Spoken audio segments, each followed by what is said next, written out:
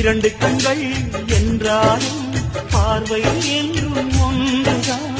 உருவத்திலே தனித்தனிதான், உள்ளம் என்றும் ஒன்றுதான். ஒரு சேவல்தான் நடை காப்பது, இந்த அதிசயம் பாருங்கள். கண்ணன் வாழ்த்துங்கள்.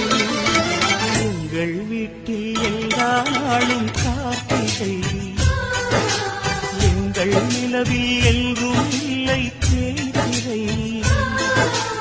எங்கள் வீட்டில் எல்லா நாளும் கார்த்திகை, எங்கள் நிலவில் எங்கும் இல்லை தேய்திரை.